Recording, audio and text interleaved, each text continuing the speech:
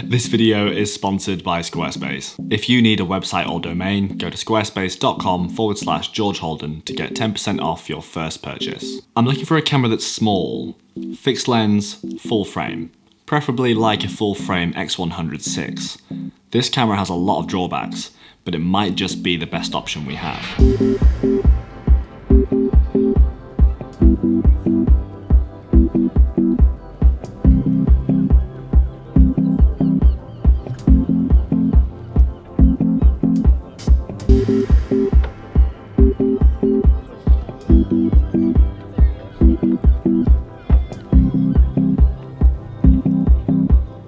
Let us travel backwards through time to 2012. The Olympics were in London. The original Fuji X100 was making waves in the street photography world. The world was supposed to end on the 12th of December 2012, and Sony released the smallest fixed lens full frame camera to date. A lot has changed in technology over the last 12 years, and with that, what can we expect from a fixed lens full frame camera like this, which was priced at $2,800 on launch? It has to be said that these days we're pretty spoiled when it comes to new camera interfaces. We've either got amazing joysticks and other physical controls, or we have nice touchscreens that help us navigate our menus and also select our autofocus points. And while many camera manufacturers jumped on this train early, Sony sadly were a little bit late to the game, and the RX1 was far too early for them to include a touchscreen on. This means that if you want to position a single autofocus point, it's very much tapping the middle button and then moving it around with the D-pad to make any sort of selection. However, this actually hasn't stopped me from using this camera in fast-moving situations and nailing focus. But that's a trick I'll show you a little bit later. Wait, so a couple of things actually haven't changed about Sony cameras in the last 12 years. And the main thing for me that hasn't changed is Sony cramming in custom buttons wherever there's space. And for that, I thank them. Through the RX1 menu, you're able to customize pretty much everything that you'd expect from a modern Sony camera. You can change everything from the center button to the D-pad directions, also the AEL button, and one dedicated custom button that lives just above the exposure compensation dial. While you can't program in every single setting like you can on modern cameras, you can program in 90% of the things that you would expect to try and speed up your shooting experience on a compact body. And with these customized buttons, the dial placements also make a lot of sense. We have one rear dedicated dial at the top of the camera, which is pretty much by default your shutter speed. And then of course you have the lens having a physical aperture ring, which means you don't have to worry about adjusting your f-stop anywhere else. As for ISO, I have it just set to the right D-pad button and then using this rear thumb wheel, which is pretty much how a Sony a7C works these days. Speaking of that aperture ring though, let's see how this lens compares with that of the Fujifilm X100. I'd like to take a moment to share with you the sponsor of this video, Squarespace. I've been using Squarespace long before they sponsored the channel.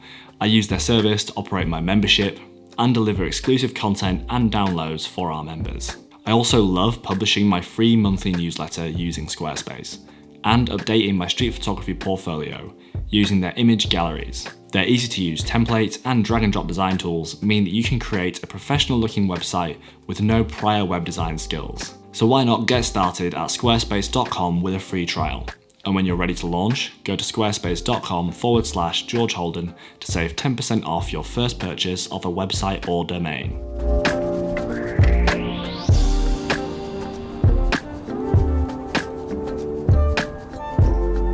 The most obvious feature that the RX1 shares with the X100 is the fixed 35mm lens, whereas on the Fujifilm there is a fixed 23mm f2 lens, which gives a 35mm full frame field of view. On the RX1, we just have a full frame 35mm with an f2 aperture. And this is actually a Zeiss lens, which makes it extra crispy just because it has the little blue label. That's all of my research. Both of these lenses are small given their sensor formats, and they also both share having a physical aperture ring, which on most Fuji cameras is pretty commonplace, even on third-party lenses. But for Sony, this is something that's typically reserved for some third-party lenses, and also the G and G Master lenses.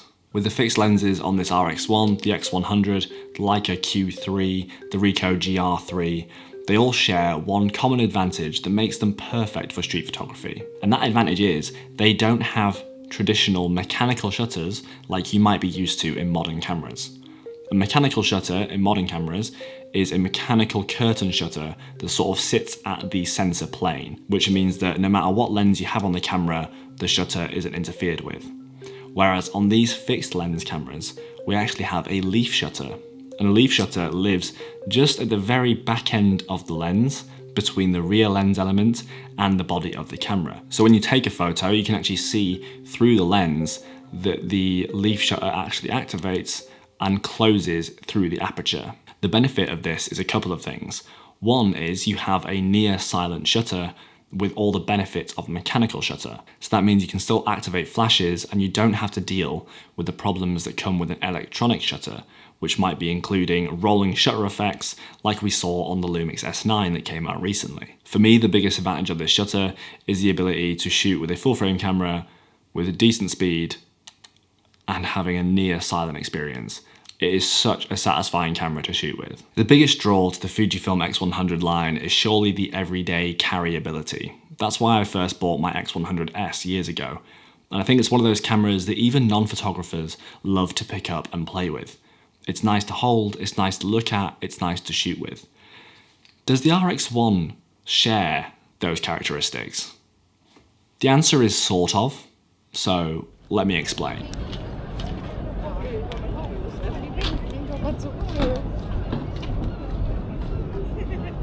You'll notice that compared to the X100, the RX1 is small. And I don't just mean full frame small. I don't just mean APS-C small.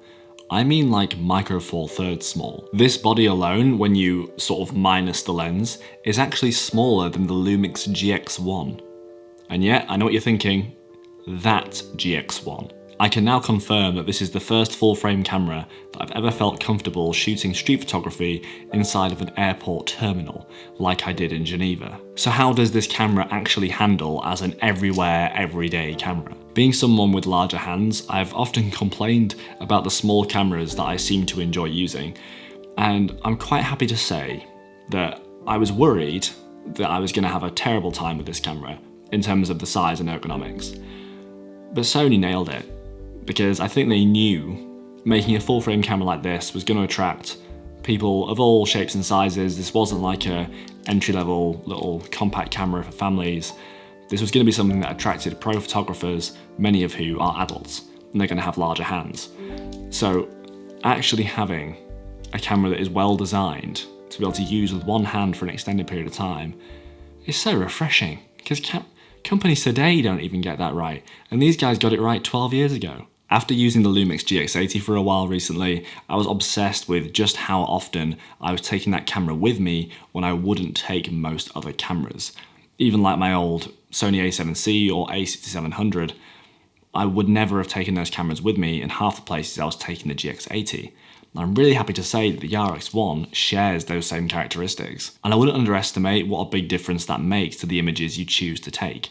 Rather than just going out with dedicated photo time, instead you're carrying the camera with you, and when you notice shots, you don't have to let them pass by.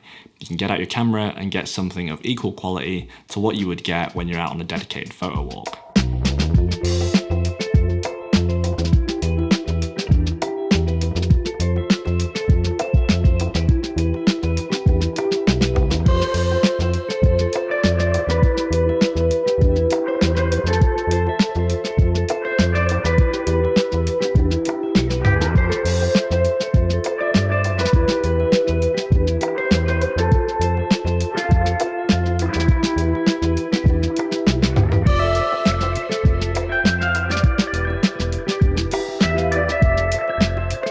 Years, long time.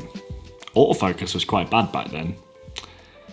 Yeah, autofocus was terrible back then.